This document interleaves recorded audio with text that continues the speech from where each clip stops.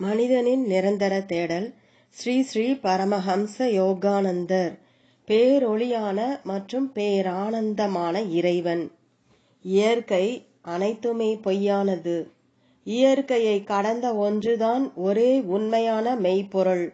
இன்று என்னை சுற்றியுள்ள சூரிய வெளிச்சத்தை பார்த்த வண்ணம் நான் ஆசிரம மைதானத்தில் உலாவிக் கொண்டிருந்தேன். கடற்கரைக்கு செல்லும் படிக்கட்டுகளை நான் தாண்டியதும் படிக்கட்டுகளின் மின் விளக்குகள் வேலை செய்கின்றனவா என்று பார்க்க நான் நின்று அவற்றின் சுவிட்சை திருப்பினேன். ஆனால் நான் அவற்றை பார்க்க முடியவில்லை. ஏனெனில் நான் அங்கு நின்று கொண்டிருக்கும் போது இறைவனின் மகத்தான ஒளி திடீரென்று வீசி அதனினும் தாழ்ந்த ஒளிகளை வேறுபடுத்த முடியாமல் செய்துவிட்டது. சூரியனை கூட என்னால் பார்க்கவே முடியவில்லை. நான் தெளிவாக புரிந்து கொண்டது, சூரிய ஒளியோ அல்லது மின்சார ஒளியோ எதுவுமே உண்மையில்லை என்பதாகும். உண்மையான ஒரே ஒளி இறைவனின் ஒளிதான். வானத்தில் திடீரென 1000 சூரியர்களின் ஒளி ஒரே காலத்தில் உதித்து எண்ண முடியாத ஒளி வெள்ளம் உலகை மூழ்கடித்தாள்.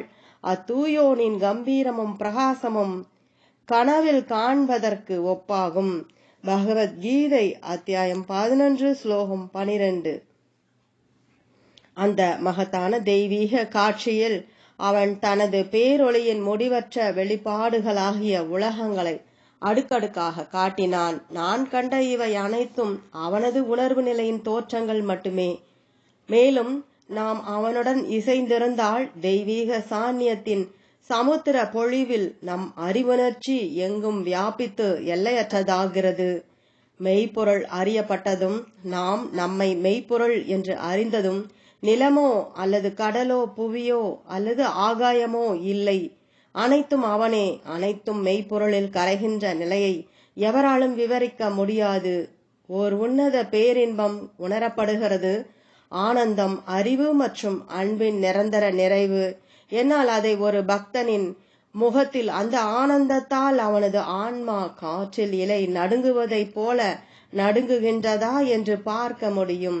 இப்படிப்பட்டவர்தான் ஒரு யோகி. சாதாரண வாழ்க்கையின் பணிகளை ஆழ்ந்த ஆன்மபூர்வமான உற்சாகம் இழக்கப்படாத தியானத்துடன் சமநிலைப்படுத்துவதன் மூலம் மட்டுமே இந்த பரவசம் அறியப்படும். உண்மையான விடுதலைக்கான பாதை. அகங்காரம், தற்பெருமை, பேராசை, கோபம் மற்றும் சுயநலத்தின் இதர விரும்பத்தகாத விளைவுகள்தான் ஆன்ம அறியாமையாகிய துன்பத்திலிருந்து மனிதனை தப்பிக்க விடாமல் தடுத்து ஆன்மீக வளர்ச்சிக்கு தடைகளாக உள்ளன. ஞானம் பெற்றிருப்பவரும் இறைவனை எல்லாவற்றிற்கும் மேலாக நேசிப்பவருமான ஓர் ஆன்மீக குருவின் போதனைகளை பின்பற்றுவதும் மற்றும் அத்தகைய குருவின் விருப்பங்களுடன் இசைந்திருப்பதும் தான் சரியான பாதையாகும். அந்த பாதை விடுதலைக்கு இட்டுச் செல்கின்றது. உங்களுடைய விருப்பங்கள் கடந்த பிறவிகளின் பழக்க வழக்கங்களாலும் மேலும் நீங்கள் இடையராது உருவாக்கி கொண்டிருக்கும் புதிய பழக்க வழக்கங்களாலும் தான் வழிகாட்டப்படுகின்றன.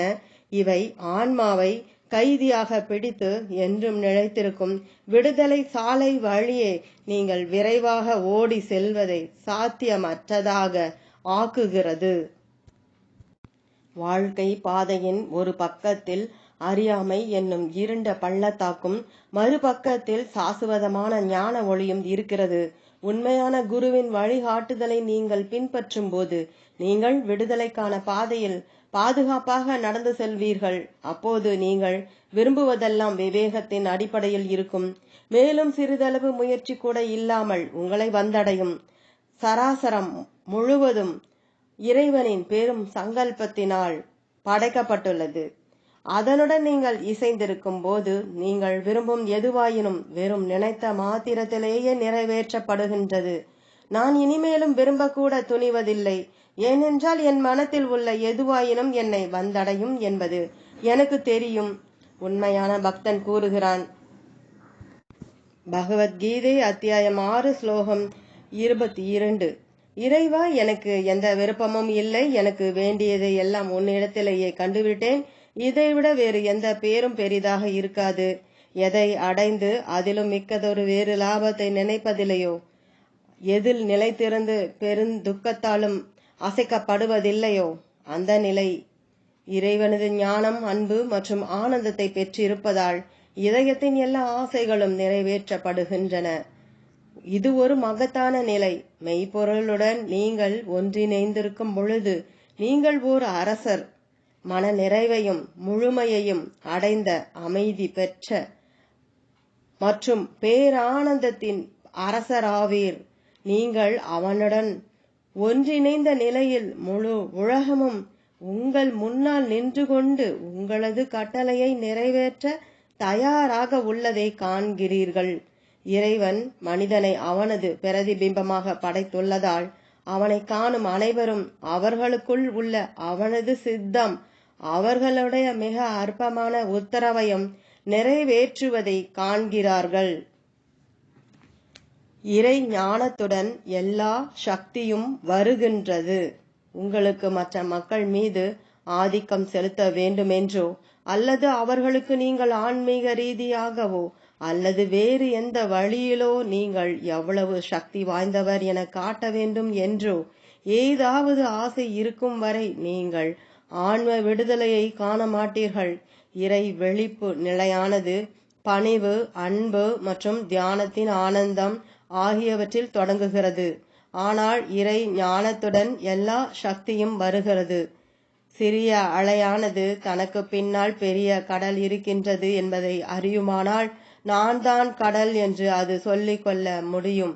உங்கள் உணர்வு நிலையின் பின் இறை பெருங்கடல் உள்ளது என்பதை நீங்கள் அறிந்து கொள்ள வேண்டும். இயேசுநாதர் சிலுவையில் அறையப்பட்ட பொழுது அவர் எல்லா எதிரிகளையும் ஒரு பார்வை மூலம் சாம்பலாக ஆக்கியிருக்க முடியும். ஆனால் அவர் அதை செய்யவில்லை.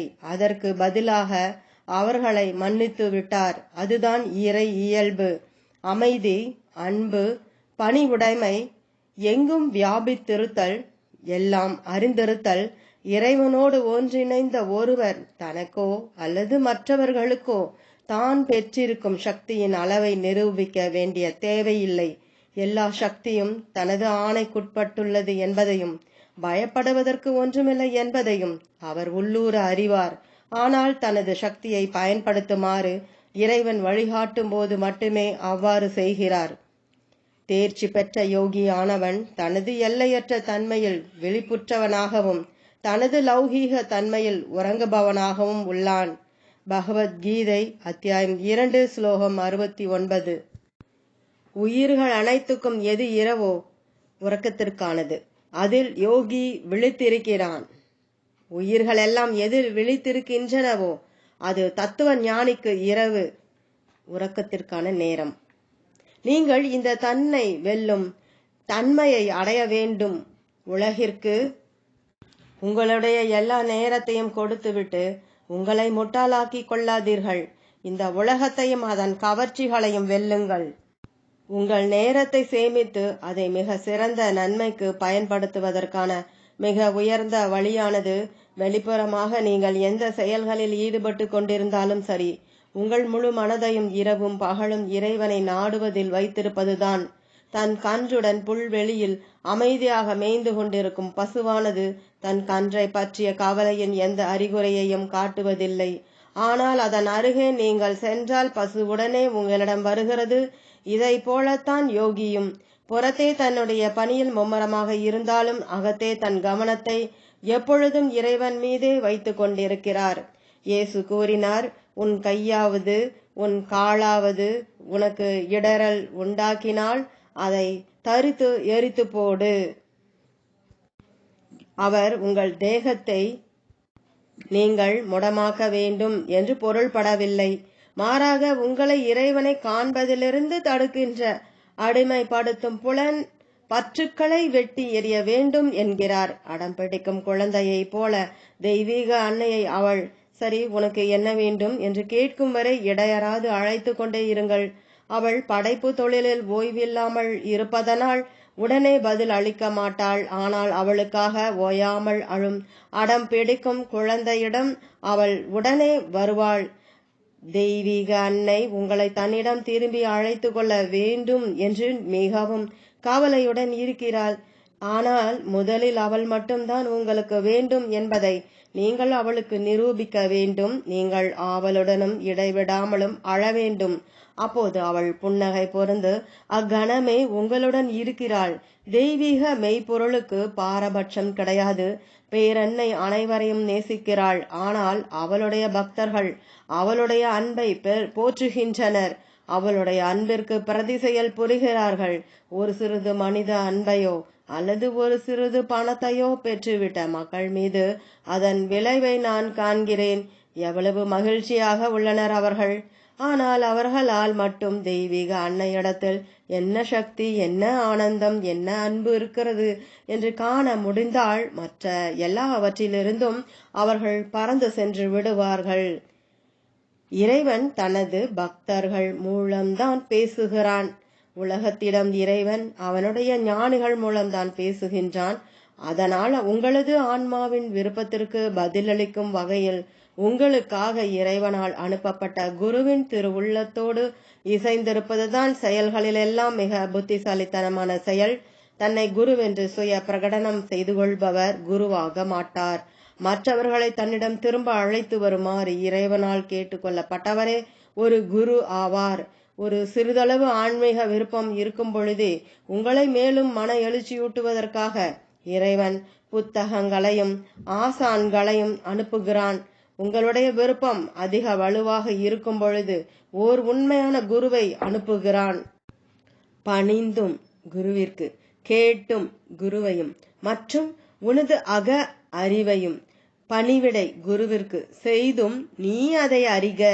உண்மையை உணர்ந்த ஞானிகள் உனக்கு அந்த ஞானத்தை உபதேசிப்பார்கள். பகவத்கீதை அத்தியாயம் 4 ஸ்லோகம் 34. தங்களை பின்பற்றுபவர்கள் எப்பொழுதும் தன் கட்டளைக்கு கீழ்ப்படிய வேண்டுமென்றும் உடனடியாக கீழ்ப்படிய தயாராக இருக்க வேண்டுமென்றும் எதிர்பார்க்கும் சில ஆசான்கள் உள்ளனர். அவர்கள் கீழ்ப்படியவில்லை என்றால் ஆசான் கோபம் அடைகிறார்.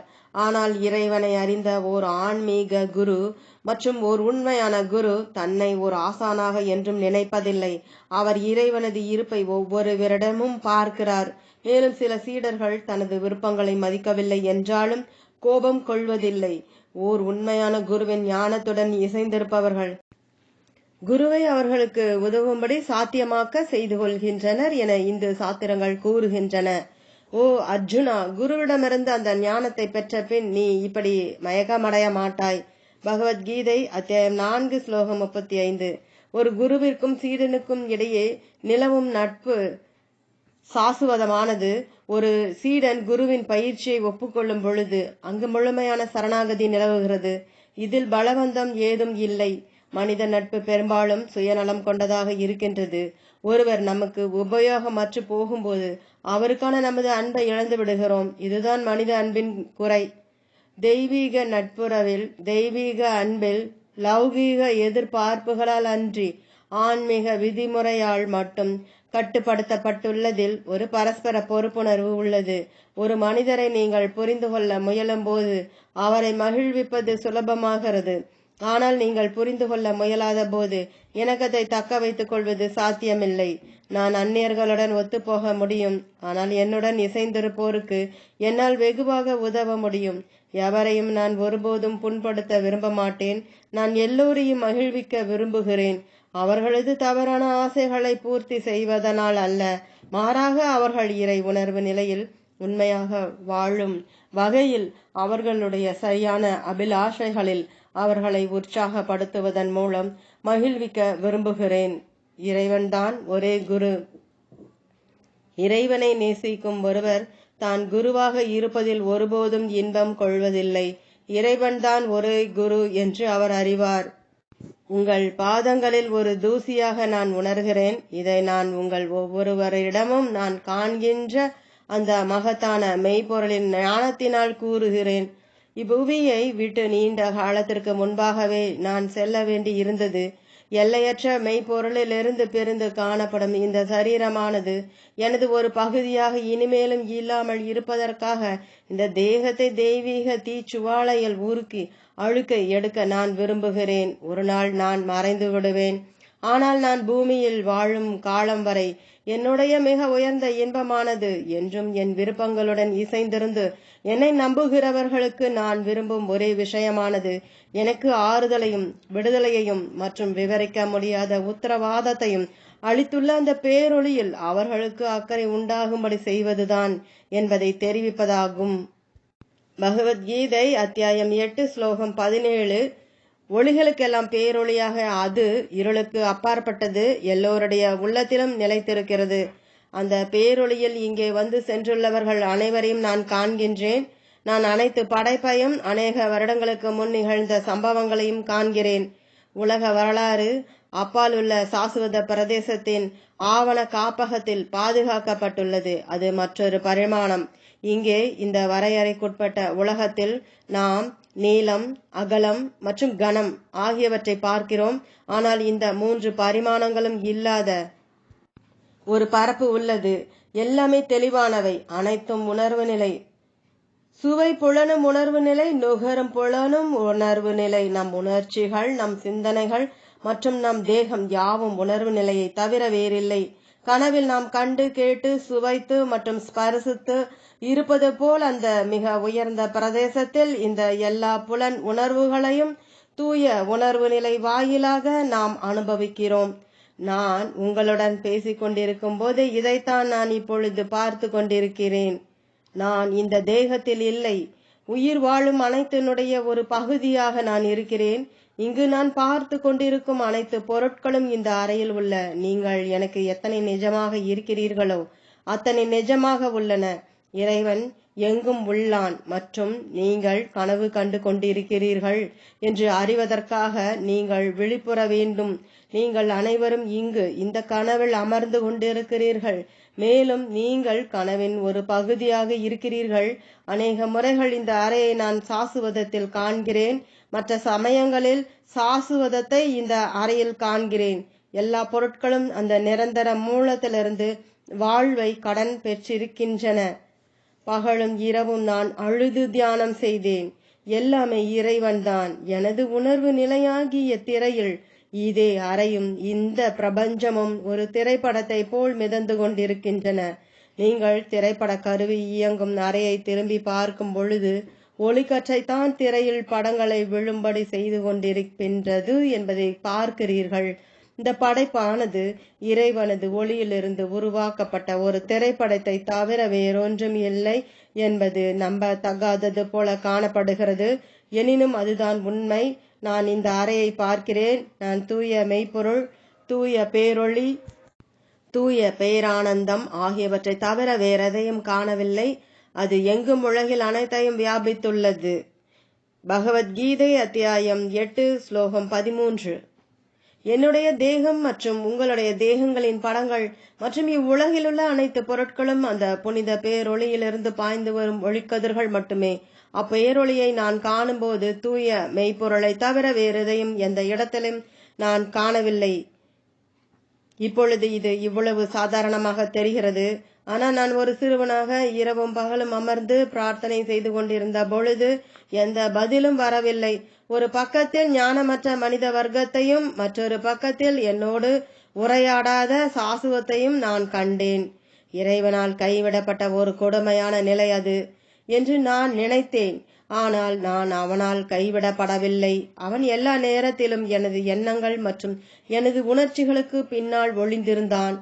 எனக்குள் நான் ஒளியை காண தொடங்கிய போது எனது ஆன்மா தெய்வீக நறுமணத்தால் மர்மமாக நிரம்பிவிடும். மரங்களின் எல்லா வேர்களும் அவற்றினுள் பாய்கின்ற சாறுகளும் வெளிப்படுத்தப்பட்டதை நான் கண்டேன். அப்பொழுது நான் பெரும் பரம்பொருளின் அருகாமையை உணர ஆரம்பித்தேன்.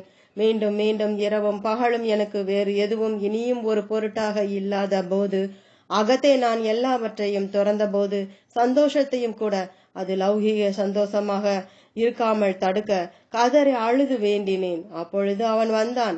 இப்பொழுது அவன் என்னிடம் எப்போதையும் விட அதிகமாக இருக்கிறான். உலகம் என்னை கைவிடலாம், ஆனால் அவன் ஒருபோதும் கைவிட மாட்டான். இறைவனுடைய இத்தகைய பேரன்பர்களை பற்றி கீதை கூறுகிறது. பல பிறவிகளுக்கு பிறகு யாவும் வாசுதேவ சொரூபம் என்று ஞானி என்னை வணங்கி வந்தடைகிறான். அத்தகைய மகாத்மா கிடைப்பதற்கரியவன். நான் ஏன் இந்த விஷயங்களை எல்லாம் உங்களிடம் கூறிக்கொண்டிருக்கிறேன் என்பது எனக்கு தெரியவில்லை. ஆனால் நான் இவ்வாறு செய்தே ஆக வேண்டும் என்பதை உணர்கிறேன். நான் இதை பற்றியெல்லாம் பேசுவது வழக்கம். ஆனால் அலட்சியம் காட்டுபவர்கள் முன்னிலையில் என்னால் பேச முடியாது. என் வாய் திறக்காது. அவனுக்காக தவிர வாழ்வதற்கென வேறு ஒன்றுமே இல்லை என்பதை நீங்கள் அறிய வேண்டும் என்பதற்காக இந்த முறை அவன் என்னை கூறுமாறு செய்திருக்கிறான். மற்ற எல்லாம் கடந்துவிடும். என்றும் நிலைத்திருக்கும் அந்த ஒன்றிற்காக மட்டும் பிரார்த்தியுங்கள். கடவுளை அறிந்து கொள்வதற்காக மட்டுமே பிரார்த்தியுங்கள். மனித அன்பிற்காக ஏங்காதீர்கள், அது மறைந்துவிடும். மனித அன்பின் பின்னால் கடவுளின் ஆன்மீக அன்பு இருக்கின்றது. அதை தேடுங்கள். குடும்பத்திற்காகவோ அல்லது பணத்திற்காகவோ அல்லது அன்பிற்காகவோ அல்லது நட்பிற்காகவோ வேண்டாதீர்கள். இந்த உலகம் சம்பந்தப்பட்ட எதற்காகவும் வேண்டாதீர்கள். இறைவன் உங்களுக்கு எதை கொடுக்கிறானோ அதில் மட்டும் மகிழ்ச்சி அடையுங்கள். மற்ற எல்லாம் மாயைக்கு வழிவகுக்கிறது. ஆண்டவனை தெரிந்து கொள்வதற்காக மட்டுமே மனிதன் இந்த பூமிக்கு வந்திருக்கிறான். அவன் வேறெந்த காரணத்திற்காகவும் இங்கு இருக்கவில்லை. இதுதான் இறைவனின் உண்மையான செய்தி. யாரெல்லாம் அவனை தேடி அன்பு பாராட்டுகின்றாரோ அவர்கள் அனைவரிடமும் அவன் எங்கு வலி இல்லாத, முதுமை இல்லாத, போர் இல்லாத, மரணம் இல்லாத நிரந்தர உத்தரவாதம் மட்டும் உள்ளதோ அந்த உன்னத பெருவாழ்வை பற்றி பேசுகிறான். அந்த பெருவாழ்வில் எதுவும் அழிக்கப்படுவதில்லை என்றும் சுவை குன்றிடாத வார்த்தைகளுக்கு அப்பாற்பட்ட ஆனந்தம் மட்டுமே உள்ளது என்றும் புதிய ஆனந்தம். அதனால்தான் இறைவனை நாடுவது மேன்மையுள்ளதாகிறது. சிரத்தையுடனும் நாடும் அனைவரும் அவனை நிச்சயமாக காண்பர். எவர் இறைவனை நேசிக்க விரும்புகிறார்களோ அவனது ராஜ்யத்தில் நுழைய ஏங்குகிறார்களோ மற்றும் தங்கள் இதயங்களில் மனப்பூர்வமாக அவனை அறிய விளைகிறார்களோ அவர்கள் அவனை காண்பர். அவனுக்காக இரவும் பகலும் என்றென்றும் அதிகரித்து கொண்டிருக்கும் அவாவினை நீங்கள் பெற்றிருக்க வேண்டும். முடிவற்ற காலம் முழுவதுமாக உங்களுக்கு அளித்துள்ள தன் வாக்குறுதியை நிறைவேற்றுவதன் மூலம் அவன் உங்கள் அன்பை ஏற்றுக்கொள்வான். அத்துடன் நீங்கள் முடிவற்ற ஆனந்தத்தையும் மகிழ்ச்சியையும் அறிவீர்கள். அனைத்தும் ஒளி, அனைத்தும் ஆனந்தம், அனைத்தும் அமைதி, அனைத்தும் அன்பு, அனைத்தும் அவனே. ஓம் தொடரும்.